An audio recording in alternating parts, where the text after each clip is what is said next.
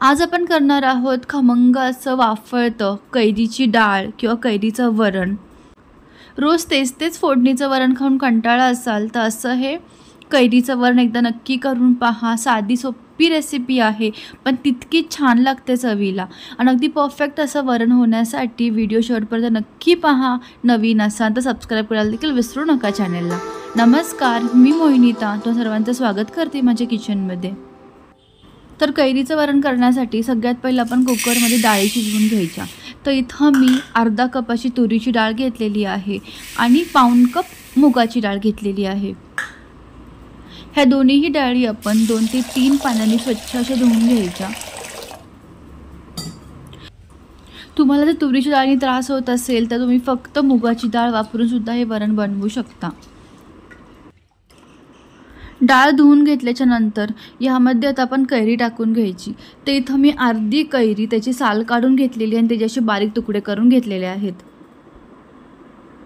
कैरी खूप जास्त टाकायची नाही, तर फक्त मी 7 ते 8 अशा कैरीच्या फोडी घेतलेल्या आहेत।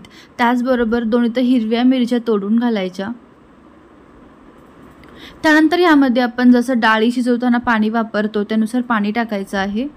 तिथं मी साधारण 1.5 कप असं पाणी वापरलेलं आहे।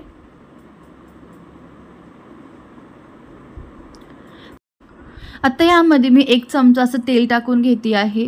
तेल आपण ह्यासाठी घालतो की आपली डाळ छान मऊ शिजते। आता कुकरचं झाकण लावून ह्याच्या आपण शिट्ट्या करून घ्यायच्या। तिथे मी साधारण 4 शिट्ट्या करून घेणार आहे कुकरच्या।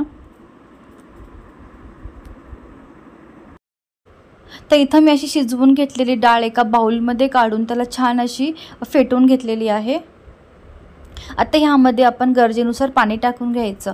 तिथं मी खूप जास्त पाणी न घालता फक्त अर्धी वाटी पाणी टाकते। तुम्ही तुमच्या आवडीनुसार पाण्याचं प्रमाण हे कमी जास्त टाकू शकता।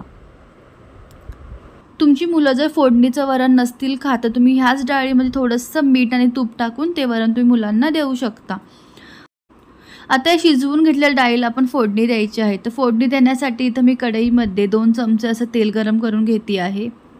तेल छान कडकडीत गरम झाल्याच्या नंतर यामध्ये पाव चमचा मोहरी टाकून घ्यायची।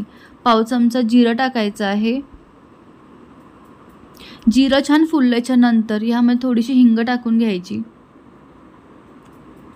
तसंच यामध्ये आता मी कढीपत्ता टाकलेला आहे। थोडा 7 ते 8 कढीपत्त्याची पानं टाकून घेतली आणि ठेचून घेतलेला लसूण टाकायचं। इथं मी 7 ते 8 अशा लसणाच्या पाकळ्या ठेचून घेतलेल्या आहेत। लसूण हलकासा असं परतल्याच्या नंतर त्यामध्ये आता आपण एक मीडियम साईजचा टोमॅटो बारीक चिरून टाकायचा आहे। इथं गॅसची फ्लेम बारीक ठेवायची आणि बारीक गॅसवर टोमॅटोला छान पाणी सुटेपर्यंत आपण परतून घ्यायचं आहे।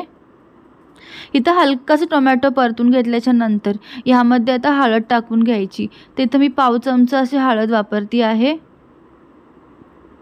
आणि हळद सुद्धा आपण 2-1 मिनिटासाठी परतून घ्यायची।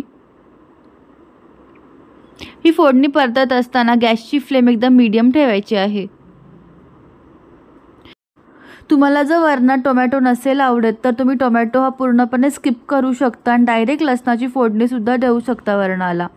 आता यामध्ये आपण शिजवून घेतलेली डाळ टाकून घ्यायची।